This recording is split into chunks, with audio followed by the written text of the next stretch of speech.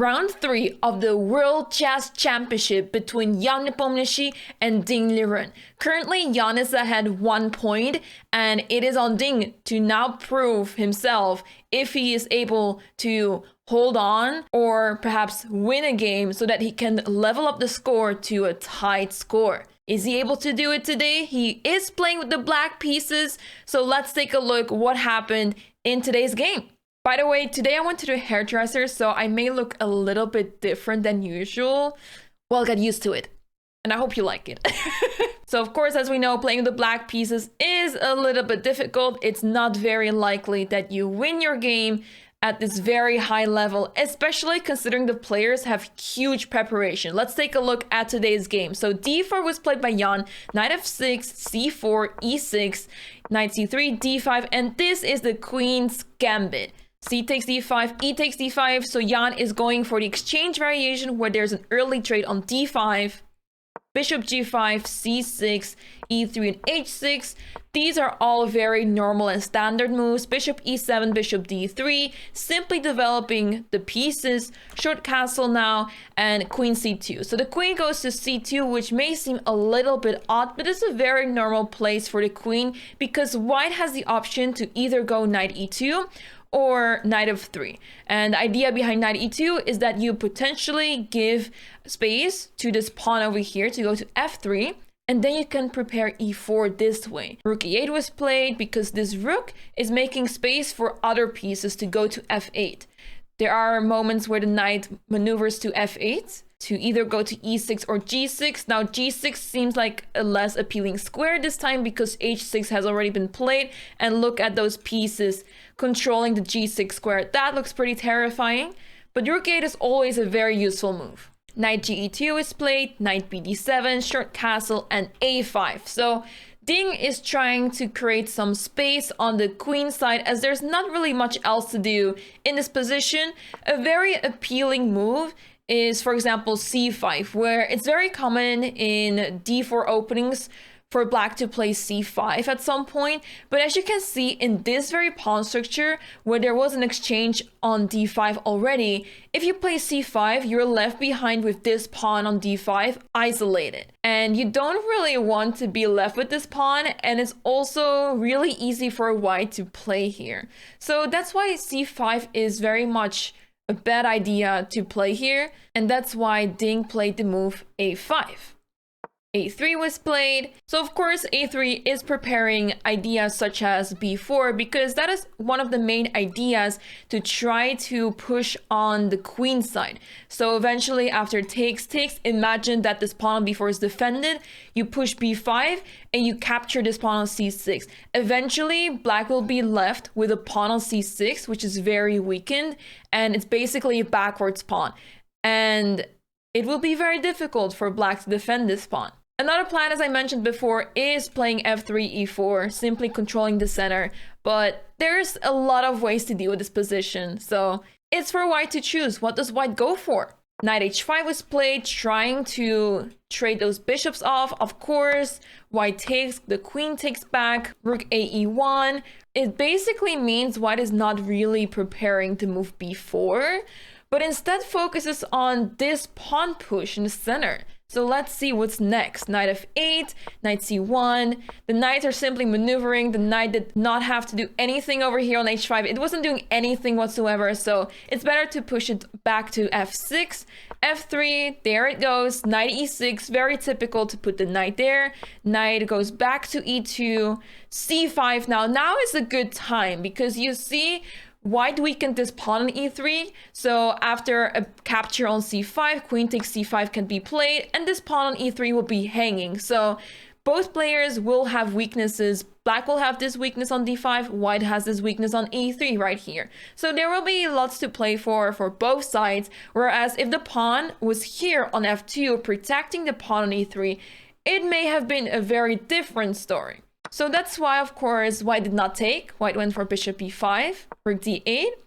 And here, white took, queen takes c5, queen d2. So white is defending the pawn, obviously, on e3, bishop d7, offering the trade, knight takes d7, knight d4, knight b6, the knights are maneuvering around, and of course this knight is heading to the square c4. This square is really appealing, especially because there's a queen that will be under attack, and you're eyeing on those pawns. Maybe there is a way for black to fight towards those pawns and try to capture them. Rook d1 was played. White was already seeing the problems here because, as you could have seen here, knight c4 is a threat, as there may be knight takes e3 captures already because the knight has two defenders. It's attacked twice. Imagine if we just take this pawn on e3 with the knight.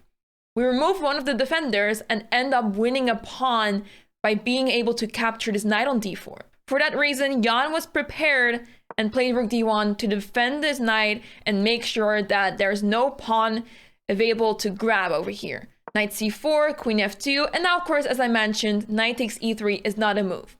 Rook c8, knight a4, the queen is under attack, the queen has to leave, goes back to e7.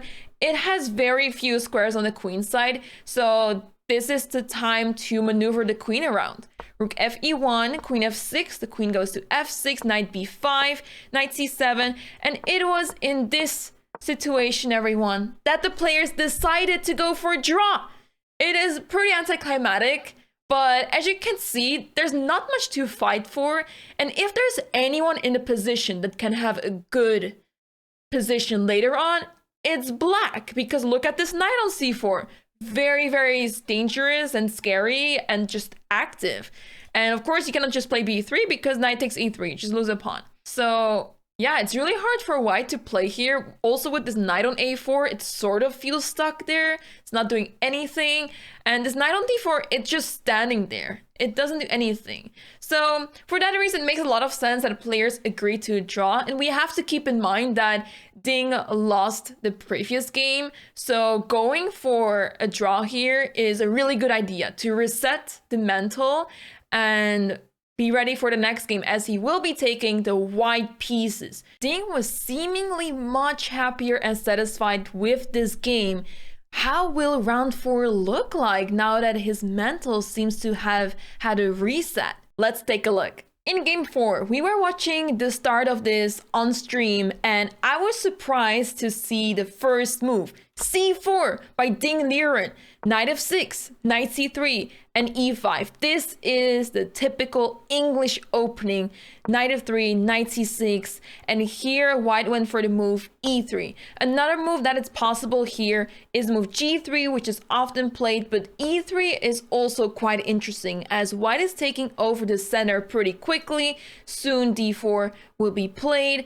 Or you also have the opportunity to play d3 and e4 go for a different setup. So now black plays the move bishop b4, as it may be pretty useful for black to get rid of this knight. This knight can be really annoying, and I have second-hand experience with this. Queen c2 is played, bishop takes c3, and here the unexpected b takes c3. Now usually we're used to seeing queen takes c3, as that also seems quite logical because you're not damaging your pawn structure, you're preparing d4 at some point. It feels more natural to take back with a piece rather than a pawn, and especially the pawn on b2, d6, and e4. So e4 is a very interesting move, as it is basically stopping any sort of pawn pushes of black in the center, and it is controlling many squares.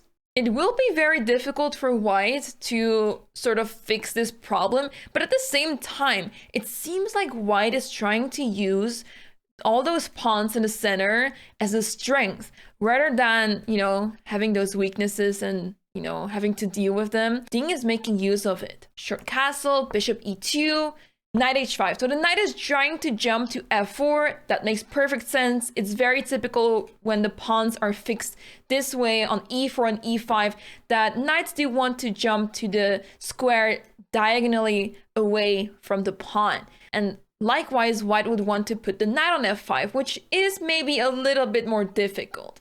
And white went for the move d4 here. Now, it may seem like by playing knight h5, you're allowing certain tactics to happen here, like knight takes e5, because now the bishop opens up towards the knight. But the problem is that after knight takes e5, bishop takes h5, this queen is now coming in on g5, attacking the bishop as well as the pawn on g2. So that is quite problematic, and it will result in a very tough position. Of course, bishop f3, but then we're going to take that, and then queen g2, and might as well resign here. So yeah, let's move back over here. So that's why knight takes e5 is not possible, but instead white goes for the move d4, of course trying to control the center, but also opening up the bishop towards that f4 square. So now knight f4 is less appealing. Black still went for this move. Bishop takes f4, e takes f4, short castle, and just appreciate white's center. Despite the fact that there is some weakness happening over here, those pawns are just phenomenal. It's really hard to see how black can break down this center, destroy it. Perhaps you should consider moves like f5, but once you play f5, you have to think about the fact that white can push e5, and maybe that is very displeasing. Queen f6 was played, rook fe1, rook e8, bishop d3, bishop g4. So of course you want to attack this knight. Let's see where it goes to. d2, there's not a lot of squares available, of course. Knight a5. It's hard to see where this knight is heading to. It is on a5, a little bit stuck, but perhaps there are some ways to deal with those pawns over here. Once again, this pawn on c4 is quite a target. It is very well protected now, but let's see what Jan has in mind. c5. So Ding is trying to trade off those pawns because, well, if he has the opportunity to take on d6, his pawn weakness is solved, pretty much. But okay, d takes c5, of course. We're not allowing that to happen with black. And now e5, an intermediate move. Queen h6, because, yeah, the problem is if you go to any other square, like e6, you lose a pawn on h7, and that is quite a valuable pawn. You don't want to lose that one out of the blue. Queen h6, and now d5. White is not interested in this pawn on c5. White is thinking about the fact that those pawns in the center are super strong. Those pawns can become so strong, and we will see what happened with those pawns, because rook d8 and now c4, simply strengthening the pawns even more. b6, now h3, kicking the bishop away. The bishop doesn't have many squares available. Bishop goes to e4, trying to centralize. Queen c3. Black is, of course, trying to win that pawn, because once that pawn is gone, there's very much no danger anymore for black. Bishop f3, knight b7, and here rook e2. So the idea behind bishop f3 was not just to try to trade those bishops off. The idea was also to go rook e2, so that the rooks can stack on the e-file, because previously, of course, the bishop was looking right at that square. f6 was played, and now e6, just not giving up on those pawns. Knight d6. It did allow the knight to jump to d6, but there's always moves like knight e4 available, so it's not the most comfortable place to be in, but let's see how white dealt with this knight. Rook e1, knight f5, bishop takes, queen takes, and rook e4, attacking the pawn. Queen f3. The pawn is in trouble over here. Black played the move knight d4. Jan thought that this knight is very well placed on d4, and it makes perfect sense because, yeah, he spotted a very nice square for the knight. What he did miss, though, was the fact that there is a move called you sacrifice the rook. Rook takes d4. A brilliant move. C takes d4. Very unexpected, but here's the key.